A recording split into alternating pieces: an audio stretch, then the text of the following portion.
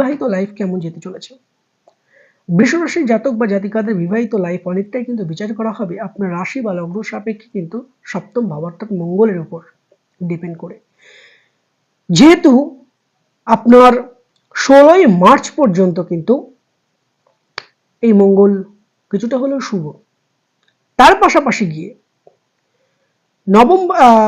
নবম ভাব থেকে আপনার মঙ্গল দশম ভাবে গিয়ে অবস্থান করবে এবং বিবাহিত লাইফে টুকিটাকি যদি কোনো প্রবলেম থেকে থাকে সেই সমস্যা থেকেও আপনি কিন্তু বেরিয়ে আসতে পারবেন। তবে বিবাহিত লাইফের ক্ষেত্রে 16ই মার্চের পরে কিন্তু আপনার মনে হবে যে আপনার স্বামী বা স্ত্রী আপনার সাথে কিছুটা হলেও শত্রু সম আচরণ করছে, একটু মনের ওপরে প্রেশার ক্রিয়েট করবে।